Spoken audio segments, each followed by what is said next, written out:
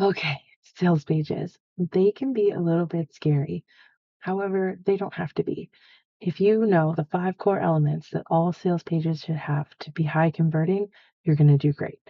So, if this is your very first sales page and you're here because you want to make sure that it is all that it can be, you're in the right place. If you've got some sales pages, but they're not converting well, or you just want to audit them and make sure they're doing well, this is the place for you. Hi, I'm Jess with Elevated Operations, and I build sales pages for clients, but I also am starting to teach female digital creators how to make their own sales pages. So let's dive into those five core elements that you need to make sure you've got the best possible page working for you. Something that you're going to want to note about these elements is that they are all, it's a system, it's a framework. They all have to work together in order to create those high conversions. One of the elements won't help you without the others. You need all five, so let's make sure we give each of them the attention they deserve. All right. Element number one is your strategy. You are going to want to make sure that you don't skip this step. This one is important and one that often gets overlooked. It is going to be thinking about the background things like who is your ideal audience that you want to see this product? What is their pain point that you're solving for them? And how is it how is it going to solve that pain point? Really dig into how this is the solution. People aren't necessarily going to buy your product, they're buying the solution that you are creating for them. So, more than the need to let everyone know every minute detail of your product, you need to sell them on what their life would be like if they had it. And in order to know that and really drill down into the specifics of that, you need to be crystal clear on your audience, their pain point, and your offer. If you can't describe your offer to a friend over coffee in a sentence or two, they're not going to understand what it is. And if someone doesn't understand it, they're not going to give you their money for it. So definitely make sure that you take the time to think about your strategy before you dive in. The next element is the copy. And this is really where the strategy shines. If you've got all of those things really crystal clear, your audience, the offer, and how it's going to help them, the copy should come really easily.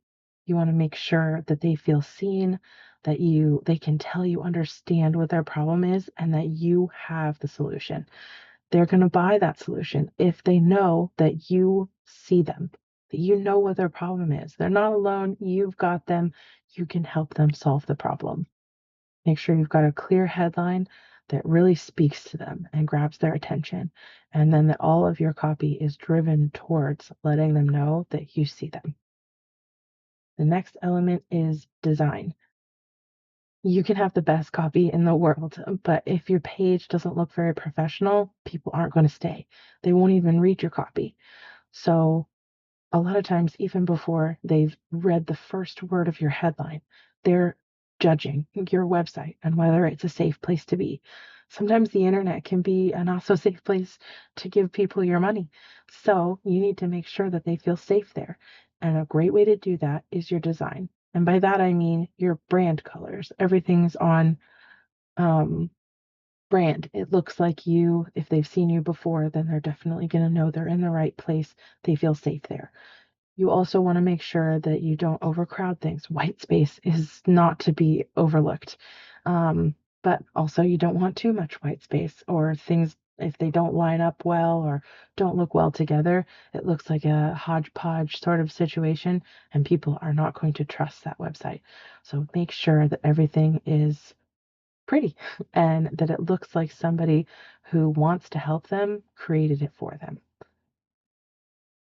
Related to that is step four, your visuals. Definitely make sure that your visuals are driven towards your product, their pain point, your solution. You want to have mockups that show what's in your product. Like I said before, you don't need to go into every single minute detail of what's in your product, but they do need to see what they're getting and how it is the solution to their problem. So you definitely are going to want mockups of what they're getting. You also want to make sure that you don't have a lot of random stock images of desks with coffee cups and things like that, unless you're selling desks or coffee cups. But you want to make sure that your images are really selling the point that you're trying to drive home. You don't want to have just a bunch of random stuff that doesn't really go well together. Make sure they don't clash with the design, the colors that you've got on your page. Make sure everything just really flows well together and that they can see what they're getting. The fifth element is your tech. You need to make sure that everything runs smoothly. If they click on a button and it doesn't work, or if they try to buy from you and they can't, that sale's gone. They're probably not coming back. The trust was lost. So if your tech all works really well, then your trust will be there and you will have a much higher conversion rate for people being willing to buy from you. And a side note on that, I highly recommend Subtrio. It's an all-in-one platform that houses your email, your all of your marketing, everything, anything you need for your business. It's got it. It's what I use for all of my sales pages, my email list, all of it. And I highly recommend it. I'll drop an affiliate link below in case you want to check it out. Highly recommend. But that is the way that I keep all of my stuff running smoothly. You want to make sure you have a lot of buttons so that if people want to buy from you at any given point, there's a point in every sales page where someone's going to decide they want to buy. They shouldn't have to go very far to click a button to do the buying. And also, all those buttons need to work. It should be a smooth sailing process for them to buy from you, get the product, and hopefully become a part of your email list and maybe a recurrent buyer. So, as I said before, all five elements have to go together. They create a system. So, if you've got that really great copy, but your design isn't good, they're not going to read your copy. If your design is good, but your visuals are kind of weird and don't go with it, or your copy is off, they're they're not going to stay. So, in order to make sure you've got that high converting page, you need this whole system working together. So, don't skip any of these steps. It can be sometimes a little tempting to skimp on one of them, but don't. Make sure you've got all five working for you in a great cohesive system, and you've got a great sales page on your hands. Want to dig a little deeper? I have created a free guided checklist that breaks down these five core elements even further so you can go through, check off all the boxes as you're creating your sales page, and make sure that it is operating at its highest function. You can use it over and over again every time you create a sales page to make sure that all of them are converting as high as possible. I've dropped a link below so you can grab that freebie and get going on your sales page. Good luck.